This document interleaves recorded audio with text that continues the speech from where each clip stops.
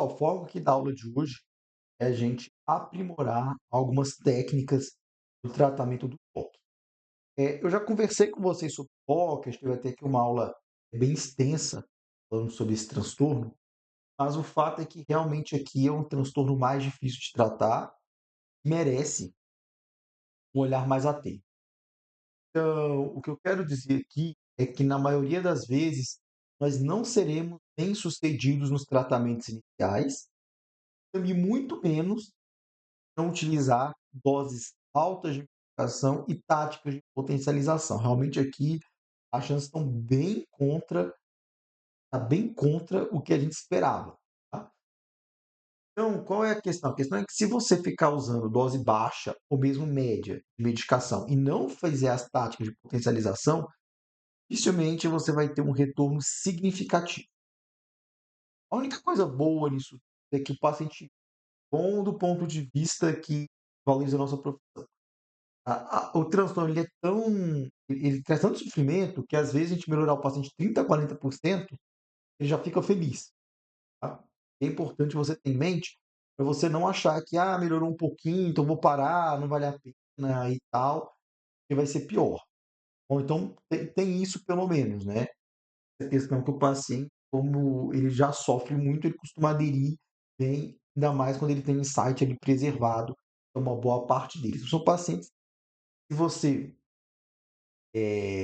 atuar bem, ele vai te ajudar, na maioria das vezes. Diferente do que ocorre, por exemplo, de personalidade, esquizofrenia, até o próprio transtorno bipolar, realmente o paciente ele é mais difícil ele aderir. Então esse sofrimento que o toque causa, apesar de tudo, né, de ser ruim, e como ele mantém um nível mínimo de sofrimento, o paciente ele sempre vai estar mais ou menos engajado no tratamento, então você consegue muitas vezes ir além, né, daquele tratamento mais básico. Ele não vai resistir tanto como alguns resistem. É claro que alguns resistem mais, outros menos, mas em geral eu quero dizer que são pacientes que te ajudam no tratamento, então você pode a gente investir na tática de potencialização que ele vai te ajudar. Bom, então o toque ele é um transtorno comum, felizmente, né, não é algo raro. O início típico na infância ou adolescência, isso leva um sofrimento muito grande, que a vida do sujeito é praticamente toda impactada, né, com muitas vezes uma depressão grave, começa com 35, 40 de idade, a pessoa ela já viveu um pouco mais, já construiu uma personalidade, patrimônio, estudar, casar, realmente no início da adolescência, né, na infância, início da adolescência, ou final da adolescência, a pessoa realmente vai perder a vida toda praticamente ele sofrendo com algum transtorno, com transtorno grave. Então realmente, acaba sendo muitos prejuízos que esses pacientes acumulam.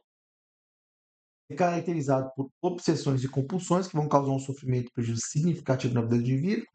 A gente vai abordar aqui nessa aula a prevalência da não resposta, a neurobiologia da refratariedade, porque o que eu vou falar aqui não é algo tão comprovado, mas assim, é uma coisa que a gente tem mais ou menos bem solidificado, né? Mas a nossa prática. A ideia é que vai existir um toque, ele vai ser mais serotoninérgico, ele vai parecer mais com TAG, muitas vezes ele é um sintoma de TAG, nem um toque real. A pessoa tem TAG com sintomas obsessivos, ou até mesmo um transtorno bipolar com sintomas obsessivos compulsivos. Então, o paciente ele abre um quadro depressivo e começa a ter sintomas obsessivos compulsivos. Muitas vezes ele nem caracteriza toque. Quando caracteriza toque, geralmente estabilizando o humor e resolve. Agora, esse toque, que é o toque, ele vai falar assim, o toque puro, né? É só toque, ou então toque com os psicóticos ou baixo insight, aí realmente parece ter outra neurobiologia, outro aquele toque. Eu vou falar o toque geralmente comórbido, ele é mais serotoninérgico, ele responde relativamente bem, inclusive quando tem estabilização do humor. Esse toque refratário ele tem uma neurobiologia mais próxima das glutamatérgicas, funções dopaminérgicas. Então, o fato é que o toque, vamos chamar esse toque, começa no final da adolescência, e muitas vezes predomina mais em homem, etc., vai ser mais próximo etiologicamente da esquizofrenia do de qualquer outro transtorno psiquiátrico. Então, você vai vendo que, inclusive, quando vai se agravando, a pessoa vai perdendo insight, muitas vezes é difícil a gente chegar até o que é obsessão e o que é delírio. Tá? Então, você tem que estar pronto para esse perfil de paciente, porque esse perfil de paciente é o que você vai aplicar mais esses conhecimentos da aula. Porque paciente fácil, toque não é tão comum, mas acontece, veja bem, vai dar lá um inibidor seletivo, então o genérico está qualquer coisa, o caixa está qualquer coisa, vai lá meio que resolve. Então aqui a gente tem que focar realmente em paciente grave, porque é ele que vai fazer diferença na nossa prática, porque nós somos feitos aqui, pelo menos nós falando da psicofarmacologia, da psiquiatria intervencionista, ele é feito para tratar o caso mais grave, mais refratário. Bom, vamos falar sobre definição de resistência e refratariedade, tratamento disponível, os avanços aí na psicofarmacologia, tem muita coisa bacana para aplicar. Bom, então, olha que notícia ruim. Cerca de 40 pacientes com TOC não têm remissão completa com tratamentos usuais. Já começa ali metade das para você. Então, o tratamento, 60% não costumam ter uma remissão, realmente é um prognóstico ali ruim, tá? Que lembra até prognóstico de alguns cânceres, né? Com vista de remissão. Tá? Então, você vê, realmente é uma doença ali bem complexa, o tratamento. Uma parcela significativa, cerca de 10 a 25%, permanece gravemente sintomática, mesmo após múltiplas abordagens terapêuticas. Ou seja, isso quer dizer que mesmo a gente fazendo todas as táticas que eu vou ensinar aqui, pode chegar a um quarto dos pacientes que eles continuam extremamente excepcionais, um sofrimento muito grande. Ou seja, é um dado muito ruim, tendo em vista que a gente tem realmente vários tratamentos, parece que a gente não está achando, parece que a gente não consegue alcançar onde está o problema ali de fato. Toque refratário ele é associado a um risco significativo de comportamento suicida e é um considerável prejudício funcional considerável do ali para ser muito considerado mesmo. Tá? Ela parece que é pouco, mas realmente é muito. Eu tirei igual está no artigo, eu traduzi. Bom, então, vou falar um pouco da neurobiologia rapidamente aqui. Já discutiu neurobiologia do toque anteriormente. A questão é que os estudos de neuroimagem eles vão indicar que vai existir uma hiperreatividade no cérebro, especialmente ali nos circuitos córtico, estriado, tálamo, cortical. A gente já estudou anteriormente que provavelmente eles se relacionam com as preocupações. Então, as obsessões e as preocupações, elas parecem guardar uma fisiopatologia comum, tá? Mas aqui a gente vai ter uma reatividade muito maior e muito mais relacionada ao glutamato. Porque parece que quando é no TAG, quando atingir altos níveis de serotonina, a gente consegue inibir o sistema. Aqui nem tanto, tá? Apesar da gente tentar. Então, hiperatividade no córtex frontal, símbolo anterior e o corpo estriado. Hiporreatividade em regiões occipitais e parietais. Então, tem um desbalanço ali no cérebro, tá, do paciente, que algumas vias estão hiperativadas e outras hipoativadas. Provavelmente, o que está estragado é aquele sistema que eu falo para vocês de contra e contrapeso do cérebro, e o problema é que aqui vai estar problema tanto no peso quanto no contrapeso, mais ou menos essa lógica. Lembrando um pouco a epilepsia refratária, que é onde as disfunções GABAérgicas e glutamatérgicas elas se somam. A epilepsia refratária geralmente tem esse composto, por isso que é difícil controlar. E aqui parece que tem disfunção serotoninérgica, dopaminérgica, glutamatérgica, todas associadas, gerando esses estados de hiper ou hipoatividade. Esses achados eles deixam claro que existe um desequilíbrio glutamatérgico. Eu já falei para vocês, o glutamato é o nosso grande problema na psiquiatria e na medicina em geral. A maioria dos transtornos neurodegenerativos, a explicação é glutamatérgica. Por exemplo, a própria epilepsia, que é um transtorno neurodegenerativo, a pessoa fica tendo crise, quanto mais crise, mais degenera, assim como também a esclerose múltipla, né? Que são ali transtornos, doenças de uma disfunção glutamatérgica muito grande. Provavelmente quadros demenciais, né? O final do Alzheimer, né? Os finais do Alzheimer são extremamente glutamatérgicos. Realmente, quando temos equilíbrio no glutamato, a gente tem problemas. E esses achados eles explicam a gravidade clínica em casos refratários e sustentam o interesse em tratamento modulador do glutamato.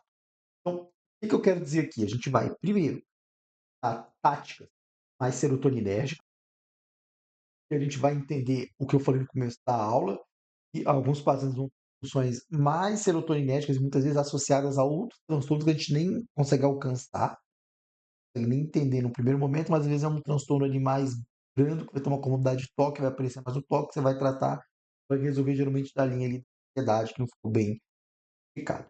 Claro que você vai ter um toque mais fácil, mais simples de tratar, muitas vezes é responder com o inibidor seletivo, mas sempre em doses altas. Acontece que você tem que entender que para você manipular o glutamato, como você não consegue atingi-lo de um jeito, como eu vou te falar, efetivo com a psicofarmacologia moderna, você tem que compensar de outra forma. É o que eu te falei na esquizofrenia, por exemplo. O problema da esquizofrenia não está realmente da dopamina, apesar de a gente estudar dopamina, parece ser algo mais periférico, parece ser mais glutamatérgico o problema da esquizofrenia. Então, o que que a gente faz? A gente vai lá e inibe o sistema dopaminérgico, né? Ou inibe, ou tenta reequilibrá-lo. Então, o psicótico ele vai passar à medida que você faz isso. Realmente, você vê que a esquizofrenia é um tratamento que lembra o toque. Geralmente, o prognóstico é ruim. A esquizofrenia você precisa de realmente, cada vez, adotar táticas mais agressivas ao longo do tratamento, que o paciente vai piorando. Bom, então, qual é o foco da nossa aula hoje? Já falou sobre vários tratamentos serotoninérgicos com vocês.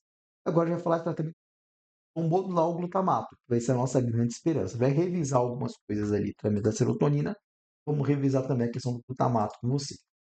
Faço esse artigo aqui bem legal, está referenciado, para vocês entenderem o seguinte.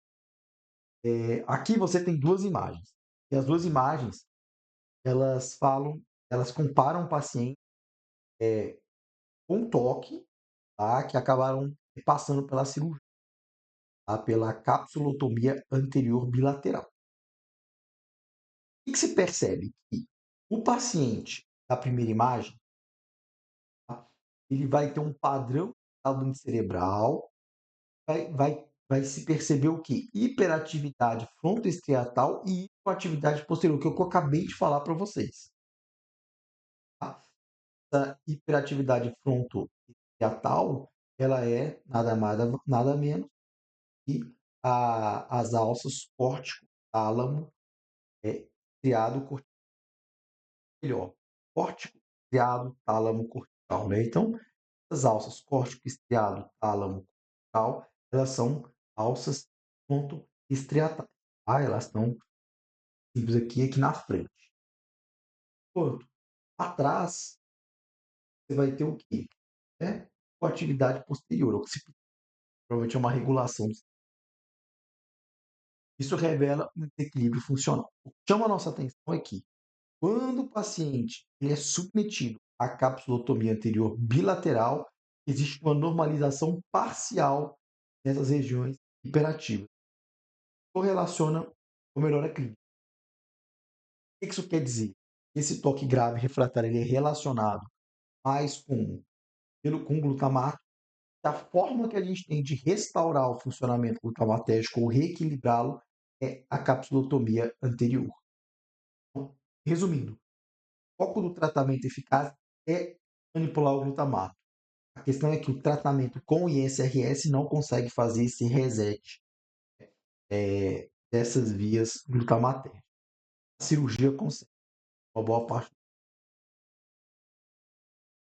Então vamos definir toque resistente, uma diferença entre toque resistente e toque refratário.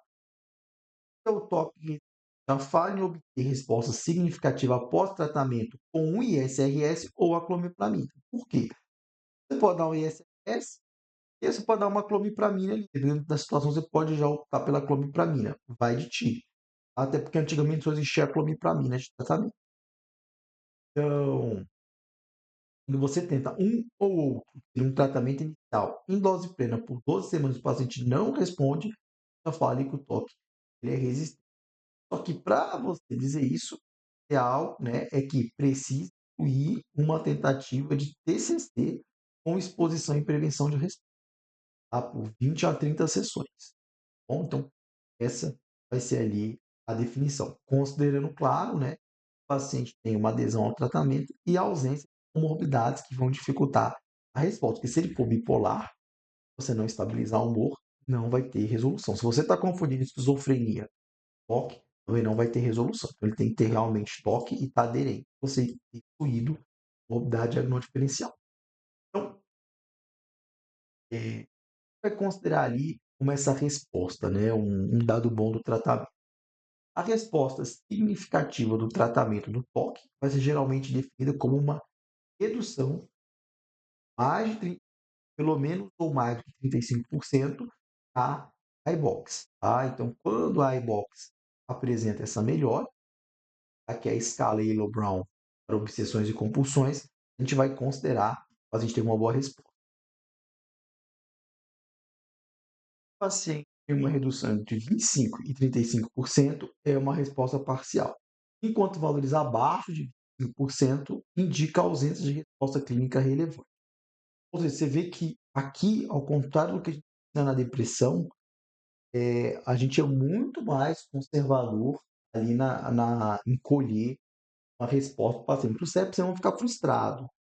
Por que, que a gente vai fazer essa consideração dessa redução, como eu falei antes, a expectativa de resposta, que eu bati nessa tecla com você, para você não achar que o paciente melhorou 30% e querer parar o tratamento, como muitos fazem. Achar que não está dando certo. Por isso que o toque é difícil, porque você tem que sentar com a pessoa, tentar entender se ela está realmente melhorando ou não, porque muitas vezes ela pode até falar que não está melhorando, ou às vezes pode até falar que melhorou muito mais do que deveria, né? Ele falar, mas enfim, fazer a, a análise correta, você conseguir indicar, dizer onde é que ela está. É muito mais fácil fazer isso na depressão, principalmente unipolar, do que aqui no TOC. Assim como também é mais fácil fazer no TAG, tá? Porque ele é mais difícil de mensurar a resposta, por isso que a gente vai ficar feliz com praticamente qualquer resposta significativa ou que a gente tiver.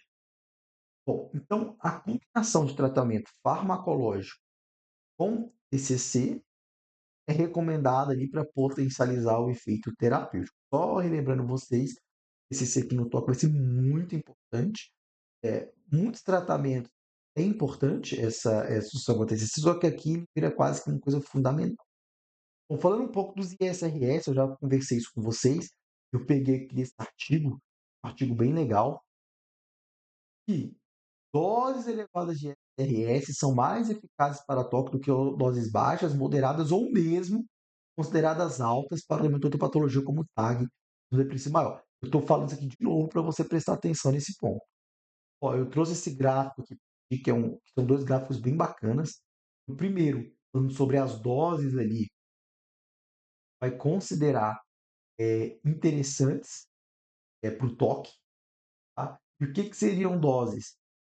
Máxima, quer dizer, mínima e máxima. Tá? Assim como que seriam respostas pequenas, perdão, doses mínimas e máximas, assim como pequenas e médias. E altas. Então, assim, aqui a gente vai falar o quê? Doses altas de medicação. Eu vou explicar o que que é essa dose alta. Em geral, é mais alto do que isso aqui que está escrito.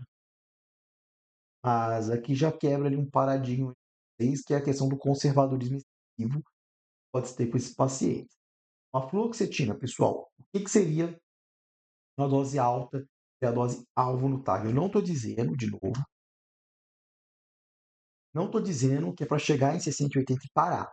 Tem que dar para ir até um pouquinho além. Eu só quero mostrar para vocês o que o estudo fala sobre dose e resposta. Sertralina, uma dose alta, de 200. Paroxetina, 60. Fluvoxamina, 300 a 350. Citalopram, 60 a 80. E o estalopram, de 30 a 40.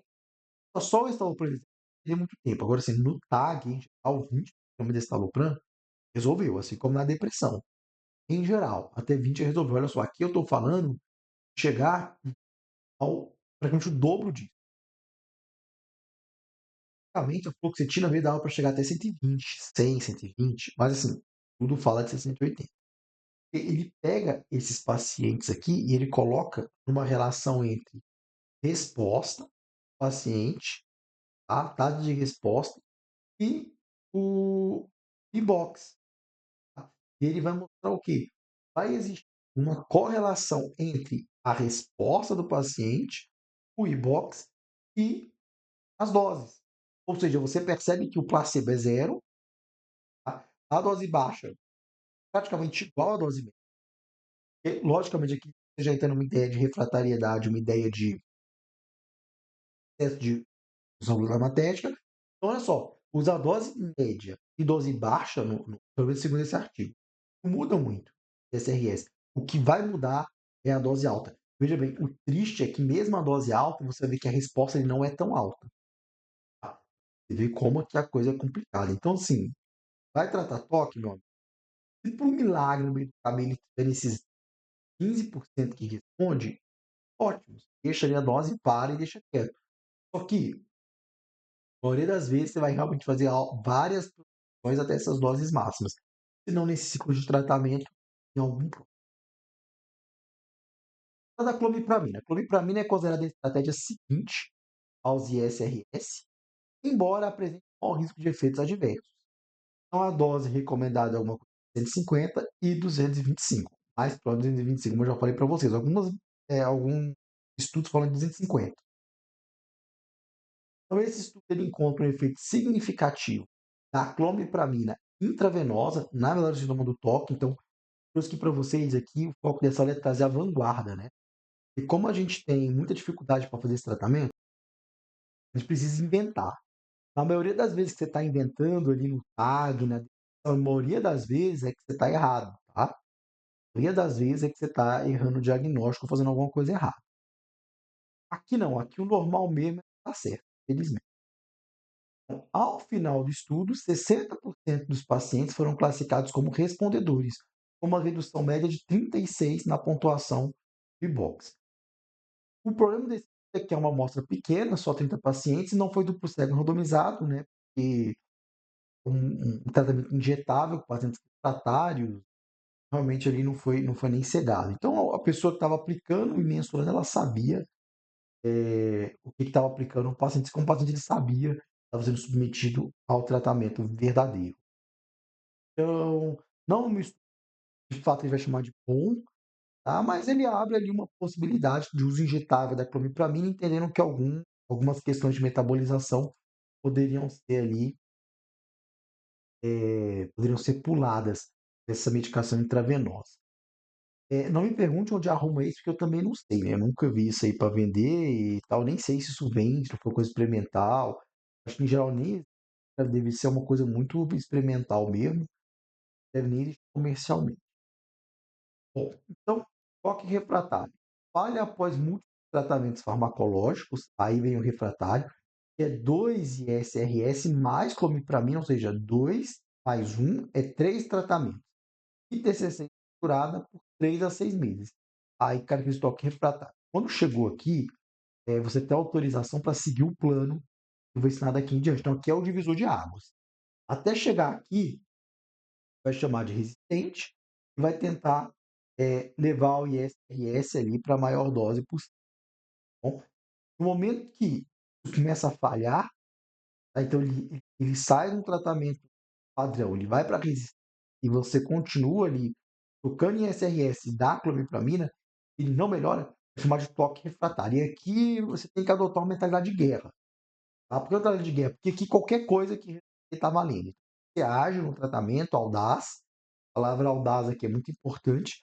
Você precisa realmente tocar forte aqui para tentar resolver o problema, porque daqui não vai melhorar mais sozinho, nem nada fácil.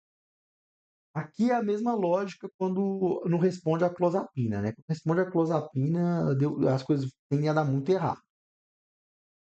Bom, então vamos lá, pessoal. Muitas vezes essa refratariedade ela persiste mesmo após tentativa de potencialização com um antipsicótico atípico.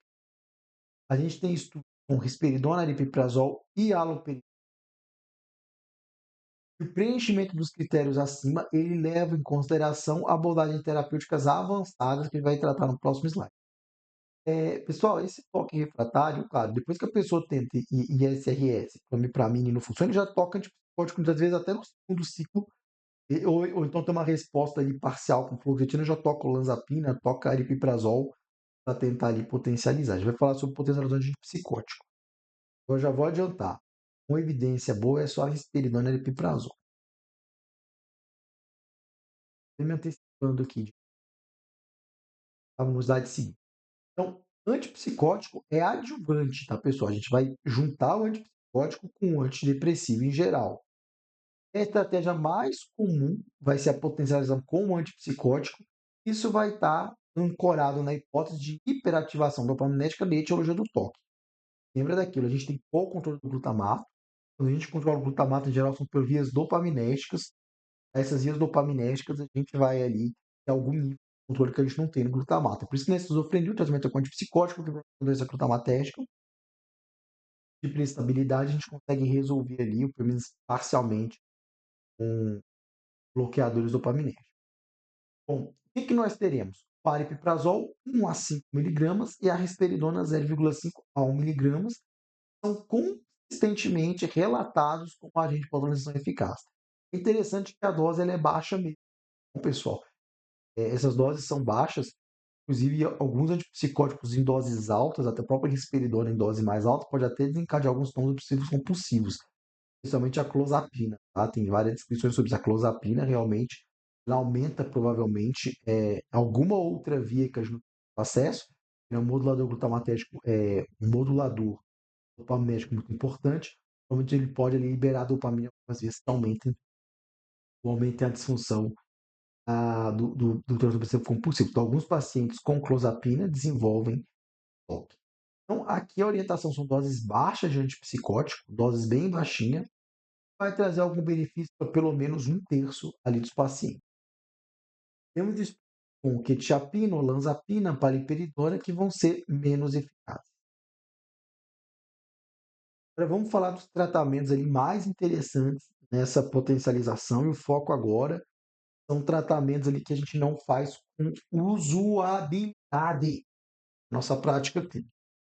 Bom, a memantina aqui no nosso grupo a gente já usa muito, a gente já tem conversado muito sobre ela, e a memantina vai ser, pelo menos para mim, a tua melhor opção fácil. A fácil porque você tem mão com memantina, porque você prefere para demência, e não traz muito problema no uso dela. Então, o que é a memantina? É o antagonista do receptor NMDA, vai ter uma taxa de emissão de 89% versus 32% do placebo, ou seja, bem interessante, e aumento significativo na chance de resposta com odds ratio de 3,71. Interessante. Uma dose de 5 a 20 miligramas dia por pelo menos 2 semanas. Então, qual é o foco aqui? Vai primeiro começar onde tem mais evidência, a gente vai caminhando onde tem menos. Não adianta pegar o paciente com toque, vamos chamar de toque leve, né? Pra você entender. Um toque leve que é tocar memantina nele, só se ele for bipolar, tá? Fica esse macete. Não pode usar ISRS, já toca logo. Viu que o paciente tem transtorno bipolar, ou obsessivo, não está ficando bem, toca memantina nele. Em alguns casos vai ser melhor do que usar ISRS, vale esse macete. Então, memantina, 5 a 20 miligramas dia, eu gosto 10 de 12 em 12 e vejo uma boa resposta. Esperado você, muitos vão responder. Outro exemplo, o gorobinuzol a prática com ele, é muito caro, é tóxico, então, infelizmente, a gente tem que adotar a nossa prática clínica, tá? E quando adota, muitas vezes você vai precisar de um neurologista para te ajudar. Então, ele vai inibir a liberação de glutamato e promove recaptação glial. Diabetes intratável indica uma resposta de mais ou menos 50%. Lembra, pessoal, tá? Que a gente chamou ali de resposta, tá? E 5 numa dose aproximada de 100 miligramas. Vai ter a N-acetilcisteína, que vai atuar no antiportador de glutamato, estado inconsistente no toque, está de fase 3 negativo, mas se quiser tentar, alguma coisa entre 1.200 e 3.000. Tem alguns transtornos de escoriação, às vezes alguns até com automutilação, que melhora com a cisteína. Aqui no toque não mostrou benefício, mas usando a analogia com o espectro de doenças compulsivas ali do espectro, pode ser que funcione. Vai ter ainda a vitamina, ela foi muito utilizada na depressão refratária. Isso fez com que tivéssemos muitas esperanças quanto a ela. Começou a estudar em outros transtornos. Até o momento, poucos ensaios abertos randomizados sobre a cetamina, mas mostra ali algum efeito antiobsessivo, pelo menos significativo. O problema é que é um efeito rápido e já tem uma duração muito curta. Realmente pode ser tentado. Tem a desciclocerina, que pode ser administrada em dose de 100 ou 250, como adjuvante a TCC. É interessante que a ciclocerina, na verdade, ele é um potencializador da TCC. A ideia é que ela consegue melhorar a eficácia da TCC. Interessante pensar assim, porque a gente sempre pensa potencialização de remédio com remédio, só que a TCC vai ser potencializada por algumas medicações. Um exemplo disso era aqueles antigos transtornos dissociativos, a psicoterapia era potencializada com barbitúrico, por exemplo. tá? Que a gente não faz mais, mas a lógica ali é a mesma para ajudar o nível ali de modulação. Só lembrando que, em geral, ela é usada como antibiótico, tá, pessoal? Ela vai ser um agonista parcial NMDA. Outras opções que teremos. A mantadina, que a gente tem até que uma boa mão ali no tratamento Parkinson, né? É uma amina simétrica e alguns estudos comparam superioridade como terapia adjuvante à fluvoxamina, 100 miligramas de amantadina de 12 em 12 horas. Temos a lamotrigina, tem alguns estudos ali bem interessantes com lamotrigina. Lamotrigina é bom, que é um bom custo-benefício, a gente tem uma boa mão para usar. É um agente glutamatérgico que vai inibir canais de sódio voltagem dependentes, reduz a liberação de alguns neurotransmissores, especialmente o glutamato, em algumas vias, e o ensaio clínico randomizado encontra função adjutiva aos ISRS com apenas 100 miligramas. Tem relato de caso de associação de lamotrigina com clomipramina e fecho positivo. E o topiramato, um antagonista de canal catiônico, tem resultados ali bem controversos, com melhora só de sintomas compulsivos e não obsessivos, na dose de 50 a 400 miligramas.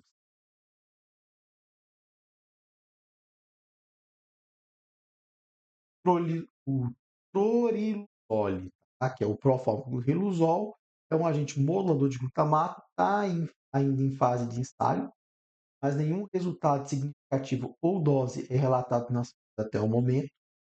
E a ondansetrona, né, que é o nosso Vonal aqui, o antagonista do 5-HT3, que vai ter uma certa eficácia ali em vários ali, estudos clínicos randomizados como terapia ativa aos ISS. É avaliado por evidência A e recomendação nível 2 com potencial agente de potencialização. Dose sugerida 2 a 4 miligramas 2 vezes ao dia. É uma boa opção porque realmente é mais fácil ali o manejo. Assim, ainda mais muitas vezes dose alta de SRS pode provocar náusea, vômito também. Tudo aí. Qual a nossa conclusão da aula, pessoal? Primeiro, o toque ele vai apresentar com muita frequência resistência e refratariedade ao tratamento funcional. Exige de você não só conhecimento técnico, mas condução firme. Então, o paciente na mão, uma estratégia bem definida ali de enfrentamento ao transtorno e por vezes tem que ser ousado. Tá? Então, realmente aqui a mão de alface aqui no tratamento não vai ser perdoada, né? A alface aqui, não tem a mão firme, não vai resolver o toque não. O milagre, né? A distinção entre resistência e refratariedade vai ser essencial para guiar decisões terapêuticas adequadas. Terapia farmacológica, terapêutica, técnica neuromodulatória são recursos que em algum momento vai ser integrado. Eu não falei aqui de técnica neuromodulatória porque a gente discute isso em outros momentos. Nossa, tá? Que não vai ficar uma aula gigante, vai revisar neuromodulação aqui junto, é muito grande, já é complicado aqui o suficiente. Então, o foco dessa aula foi realmente tratamento farmacológico, tá? Mas não se esqueça, a gente tem tratamento cirúrgico que vocês já cansaram de ouvir, tem também a neuromodulação. Bom, nota que você vai ter que integrar farmacologia, psicoterapia e técnica neuromodulatória, e todo momento você vai ter que usar algum deles. O momento que vai pesar mais na psicoterapia, o momento que vai pesar mais na farmacologia, que vai pesar de neuromodulação para resgatar o paciente, porque realmente o médico ele tem que ter estudado bastante para conseguir se virar bem. Essa integração atua muitas vezes de forma ali complementar, manejando os casos ali mais graves, que infelizmente todo mundo vai ter um caso de toque que não resolveu na vida. Tem o que fazer, se prepara, já sei. Bom, pessoal, então encerramos mais uma aula, a gente segue à disposição. Grande abraço, revise esses temas, tá? Essa aula é uma aula complementar, a gente já estudou, vamos adiante.